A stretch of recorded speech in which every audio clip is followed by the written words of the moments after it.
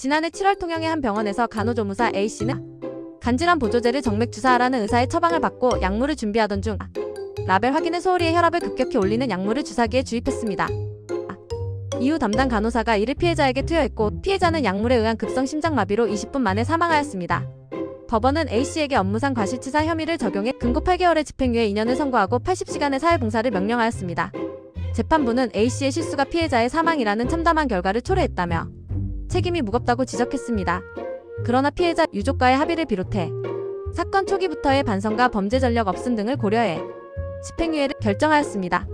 이 사건은 의료 현장에서의 작은 실수가 얼마나 치명적인 결과를 초래할 수 있는지를 보여줍니다. 특히 약물 투여와 같은 생명과 직결된 업무에서는 기본적인 확인 절차를 철저히 지키는 것이 무엇보다 중요합니다. 라벨 확인, 그리고 복약 지시의 재검토와 이중 확인 체계 등은 단순한 절차가 아니라 생명을 지키는 마지막 방어선입니다. 의료 종사자뿐 아니라 모든 직업인에게 자신의 업무가 타인의 삶에 어떤 영향을 줄 수 있는지를 항상 인식하고 책임감을 갖는 자세가 필요합니다. 한 공무원 A씨는 지난 12일 남자 팀장과 함께 관외 출장을 가게 됐습니다. 출장 지역이 남자친구가 사는 곳이라 업무 호텔에 남자친구를 불러 함께 자고 조식을 먹었다고 밝혔습니다. 그러나 조식 식당에서 팀장과 마주쳤고 팀장은 출장 와서 남자친구랑 자는 게 말이 되냐고 불쾌감을 드러냈습니다. 이 A씨는 일과 시간 외에는 내 시간이고 호텔비도 동일하며 조식도 포함돼 있었다며 억울함을 토로했습니다.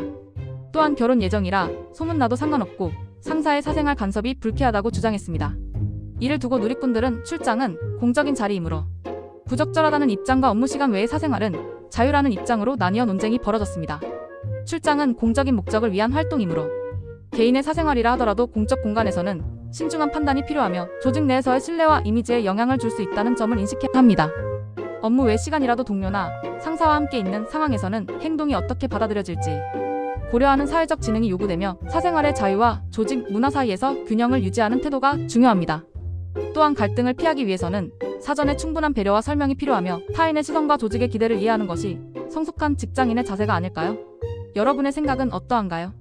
충북 청주의 한 산후조리원에서 신생아가 일시적으로 바뀌는 일이 발생해 한 산모께서 큰 충격을 받았습니다. 지난 8월 31일 산모 A씨는 생후 8일 된 딸의 모습을 확인하고자 조리원에서 제공하는 베베캠을 보다가 화면 속 아기의 얼굴이 낯설다는 사실을 알았습니다. 불안한 마음에 신생아 씨를 직접 찾은 결과 조리원 측은 A씨의 아기가 다른 산모의 아기와 바뀌었다는 사실을 뒤늦게 알렸습니다. A씨는 전날 밤 마지막으로 본 딸과 너무 다른 모습에 의심을 품고 확인하러 갔고 결국 자신의 아기가 아님을 확인했습니다. 더 큰 충격은 자신의 아기가 다른 산모의 방으로 옮겨져 수유까지 받았다는 사실입니다. 해당 산모 역시 아기의 얼굴이 다르다는 점을 느꼈지만 아기가 바뀌었을 거라고는 상상하지 못했다고 합니다. 이 사건은 설마 하는 순간에도 부모의 직감이 얼마나 중요한지를 다시금 일깨워줍니다. A씨 부부는 조리원으로부터 모유 섭취로 인한 문제 발생 시 책임을 지겠다는 각서를 받은 뒤 퇴소했고 이후에도 불신을 떨치지 못해 친자 확인 검사까지 진행했습니다. 다행히 아기는 친자였지만 그 과정에서 부부는 큰 스트레스와 불안을 겪었습니다.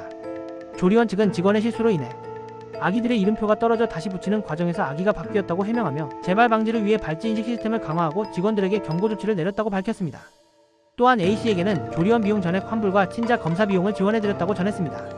하지만 A씨 부부는 요즘 같은 시대에 아기가 바뀔 거라고는 상상도 못했다며 이런 일이 다시는 발생하지 않도록 철저한 관리가 필요하다고 강조했습니다. 관할 보건소에도 민원을 제기했지만 법적 행정처분 대상은 아니라는 이유로 행정지도에 그쳤다는 답변을 받았습니다.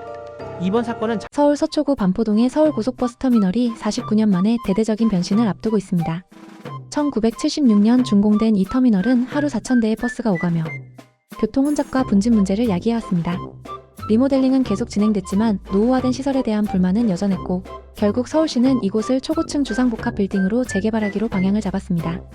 신세계백화점 자회사인 신세계센트럴시티가 사전협상 대상자로 선정되면서 본격적인 재개발에 시동이 걸렸습니다.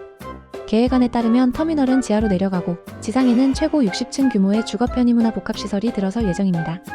부지는 3개로 나뉘어 최소 3동 이상의 빌딩이 들어설 수 있도록 설계됩니다. 서울시는 이번 재개발을 통해 교통체증을 줄이고 동시에 주택 공급을 확대하는 두 마리 토끼를 잡겠다는 포부입니다. 공시지가만 1조 원에 달하는 이 부지는 그만큼의 가치와 잠재력을 지니고 있습니다.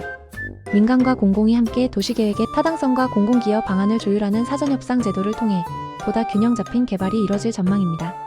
서울시는 앞으로 신세계센트럴시티와의 협의를 통해 계획안을 구체화하고 지구 단위 계획 수립 등 행정 절차를 거쳐 최종 확정할 예정입니다. 반세기 가까이 서울의 관문 역할을 해온 이 터미널이 이제는 새로운 도시의 상징으로 거듭날 준비를 하고 있습니다. 지난 17일 밤 부산에서 세부로 향하던 진에어 LJ73편 여객기 안에서 승객 A씨가 승무원을 폭행하는 사건이 발생했습니다. A씨는 다른 승객과의 말다툼 이후 이를 제지하던 승무원을 폭행한 것으로 알려졌으며 피해 승무원은 피를 흘리고 멍이 드는 등 상당한 부상을 입은 것으로 전해졌습니다. 항공사 측은 A씨를 진정시킨 뒤 별도 좌석에 격리 조치하였고 항공기는 비상 착륙 없이 세부에 도착했습니다. 이후 해당 승객은 현지 공항경찰대에 인계되었습니다. 항공보안법 제43조에 따르면 항공기 내에서 승무원을 폭행해 안전을 위협한 경우 최대 징역 10년형에 처해질 수 있습니다. 진에어 관계자는 이번 사건이 항공안전과 보안에 중대한 영향을 줄 수 있는 위법 행위라며 관련 법규에 따라 해당 승객에게 강력한 법적 조치를 취할 예정이라고 밝혔습니다. 공공장소에서는 감정 조절이 필수적이며 타인과의 갈등은 절대 폭력으로 이어져서는 안 됩니다.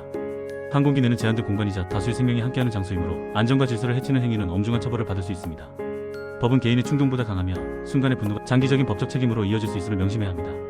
승무원은 단순한 서비스 제공자가 아니라 항공 안전을 책임지는 전문 인력이므로 존중받아야 합니다.